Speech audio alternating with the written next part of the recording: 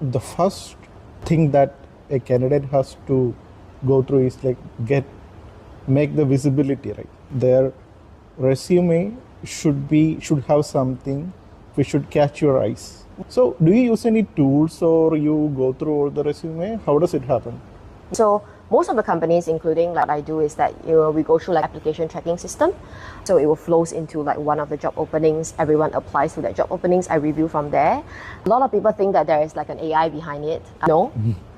I single-handedly review every single candidate in the process as well. And I think the intention behind it is that we want to reduce bias, right? Because there are certain things that resumes or robotic kind of capturing can only see that much.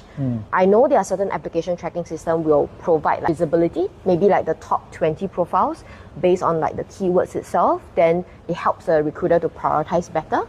The way how I do is that I review every single profiles. Do you have any favorite resume template, or what should be the best section that a resume should have? It should be minimal, it should be a one page, or it should be description. I like that question because a lot of the people come and ask me and say, my resumes, do I need to put it as one page?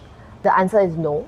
I think coming in from, a community of testers, right? You look into creating experience that's delightful for the users. I've seen everyone try to kind of squeeze everything in a page where like get so many information left, center, right. There's like 3 alignment and there's like everything going on and your eyes just don't know where to go.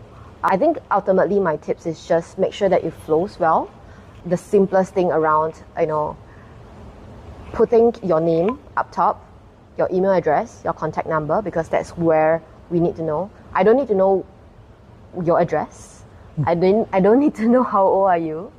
That's completely fine because it doesn't impact the way how I hire, right? Then we go into like, of course, career experiences, making sure that it's very clear. I like to see achievements rather than responsibilities because I can clearly see what are the both quantitative and qualitative outcome and results that you have made for the organization. And then of course the skill sets, right? There are specific hard skills, especially for software engineers, as well on like coding languages and the things that you do, which I think is very important as well. And certain philosophy, for example, like SDLC, etc., like the familiarity of it. I think that's also one of the components. You don't need to put like every single details in. I like it in a bullet form, where it's very, very clear, very, very crisp. You can do like a quick summary around like why behind like what do you want to do and why are you interested in this particular position. I feel like there's a little bit of that storytelling element for me to understand why you apply to this position and that you're not using this resume to apply for 100 other roles, right? Which recruiters can tell if you're mass applying without thinking versus if you're being very intentional around like companies that you're actually applying for. Also make sure that your resume is translating onto your LinkedIn, which is your digital resume and portfolio, right?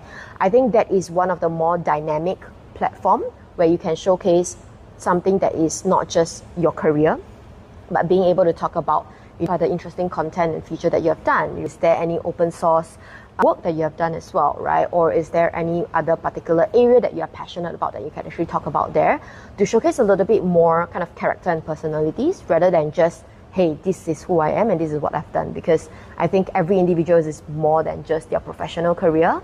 So being able to really have like a catchy headline, for example, like my headline is a professional matchmaker, and I love that. That really defines who I am. And if you can think of something that is a really eye-catching headline, people will be interested and be like, hey, I'm curious to know who this person is, right? And then that's when it kind of catches your eye and look into it a little bit more. I think it's also very important for mid-career switches, especially for those people who want to go through a career pivot. It could be from manual testers to automated testers, or maybe move out of the testing world itself. Being able to explain like the why behind those changes and why are you going towards that, and the transferable skills that are available, that would actually help to create more clarity, right? Recruiter look at the profile when the hiring manager look at the profile, because if not immediately when they look at experience, they'll be like, hey, this is not suitable. So I think that's also something that has actually helped in order to create that clarity about who you are as a candidate.